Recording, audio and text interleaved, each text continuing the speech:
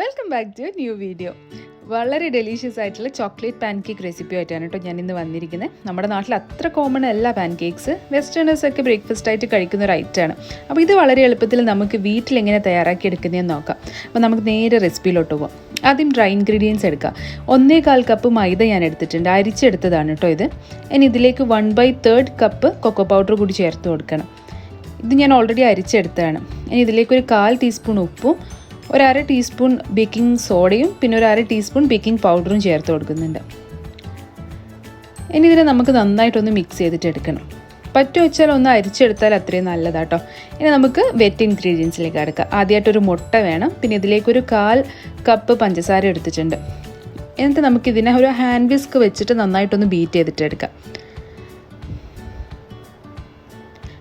അപ്പോൾ ഇത് ഏകദേശം നന്നായിട്ട് മിക്സ് ചെയ്ത് എടുത്തിട്ടുണ്ട്. ഇനി ഇതിലേക്കൊരു 2 ടേബിൾ സ്പൂൺ വെജിറ്റബിൾ ഓയിൽ ഒഴിച്ചു കൊടുക്കുന്നുണ്ട്. നിങ്ങളുടെ കയ്യിൽ ബട്ടർ ഉണ്ടെങ്കിൽ അതൊന്ന് മെൽറ്റ് ചെയ്തിട്ട് ഒഴിച്ചു കൊടുത്താൽ കുറച്ചുകൂടി ടേസ്റ്റി ആയിരിക്കും കേട്ടോ. അപ്പോൾ ഇതും കൂടി ചേർത്തിട്ട് നന്നായിട്ടൊന്ന് മിക്സ് ചെയ്തിട്ട് എടുത്തതിന് ശേഷം നമുക്കൊരു കപ്പ് പാല് വേണം. 250 മില്ലിയുടെ കപ്പാണ് കേട്ടോ. അതുകൂടി ചേർത്തിട്ടൊന്ന് യോജിപ്പിച്ചിട്ട് എടുക്കാം. ഇനി നമ്മുടെ ഡ്രൈ ഇൻഗ്രീഡിയൻസ് വെറ്റ് ഇൻഗ്രീഡിയൻസിലേക്ക് ചേർത്ത് കൊടുത്തിട്ട് നമ്മുടെ ദോശക്കൊക്കെ കലക്കിയെടുക്കുന്ന പോലെ കട്ടകളൊന്നും ഇല്ലാണ്ട് ഒന്ന് കലക്കിയെടുക്കണം. ഒരു ദോശ ബാറ്റർ പോലുള്ളൊരു ബാറ്ററാണ് കേട്ടോ ഇത്. അപ്പോൾ ഒട്ടും കട്ടയില്ലാതെ നല്ല സ്മൂത്ത് ബാറ്ററായിട്ട് നമുക്കിതിനൊന്ന് ഇതുപോലെ മിക്സ് ചെയ്തിട്ടെടുക്കാം. അപ്പോൾ കണ്ടില്ലേ, നല്ല സ്മൂത്ത് ബാറ്റർ ഇവിടെ കിട്ടിയിട്ടുണ്ട്. ഇനി ഇതിലേക്ക് ഞാനൊരു പഞ്ചിന് വേണ്ടിയിട്ട് കുറച്ച് മിൽക്ക് ചോക്ലേറ്റ് ഗ്രേറ്റ് ചെയ്തത് ചേർത്ത് കൊടുക്കുന്നുണ്ട്. ഡാർക്ക് ചോക്ലേറ്റ് ആയാലും കുഴപ്പമില്ല. ഇനി ഈ സ്റ്റെപ്പ് അവോയ്ഡ് ചെയ്യണമെങ്കിൽ അതും ചെയ്യാം. ഇത് ചേർക്കുമ്പോൾ കുറച്ചുകൂടി ടേസ്റ്റിയാണ്. അപ്പോൾ അതും കൂടി ചേർത്തിട്ട് നന്നായിട്ടൊന്ന് മിക്സ് ചെയ്തിട്ടെടുക്കാം. അപ്പോൾ നമ്മുടെ ബാറ്റർ ഇവിടെ റെഡി ആയിട്ടുണ്ട്. ഇനി നമുക്കിതിനെ ചുട്ടെടുക്കുന്ന പരിപാടിയാണ്. നോർമൽ നമ്മുടെ ദോശയൊക്കെ ചുടുന്ന പോലെ. നോൺ സ്റ്റിക്ക് പാനിലാണെങ്കിൽ കുറച്ചുകൂടി നല്ലതാട്ടോ. കുറച്ച് ബട്ടർ ഇട്ട് കൊടുത്തിട്ടുണ്ട്. എന്നിട്ട് ലോ ഫ്ലെയിമിൽ വെച്ചിട്ട് നമ്മുടെ ബാറ്റർ ഒഴിച്ചു കൊടുക്കാം. ഇനി ഇതിൻ്റെ മേലിൽ ഇങ്ങനെ ചെറുതായിട്ട് ബബിൾസ് വന്ന് തുടങ്ങുമ്പോൾ നമുക്കിതിനെ മറിച്ചിട്ട് കൊടുക്കണം.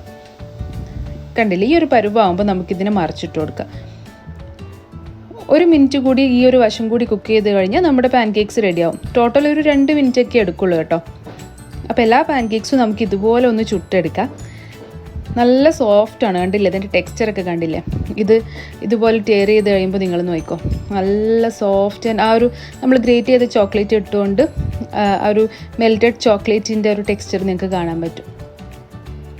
അപ്പോൾ എല്ലാ പാൻകേക്സും ഞാൻ ഇതുപോലെ ചുട്ടെടുക്കുന്നുണ്ട്. നമുക്ക് ഒരു പാനിൽ തന്നെ 3-4 ഒക്കെ ഒരേ സമയം ചുട്ടെടുക്കാം കേട്ടോ. ഞാനിപ്പം വീഡിയോയ്ക്ക് വേണ്ടിയിട്ട് ചെയ്യുമ്പോഴാണ് ഒറ്റൊന്ന് മാത്രമായിട്ട് കാണിച്ചത്. അങ്ങനെ നമ്മുടെ പാൻകേക്സ് ഒക്കെ റെഡി ആയിട്ടുണ്ട്. ഇത് മോഡറേറ്റ്ലി സ്വീറ്റ് ആണ് കേട്ടോ, ഒരുപാട് സ്വീറ്റ് അല്ല. നമ്മുടെ കേക്ക്സൊക്കെ പോലെ വളരെ സ്വീറ്റ് ആയിട്ടുള്ളൊരു സംഭവമല്ല.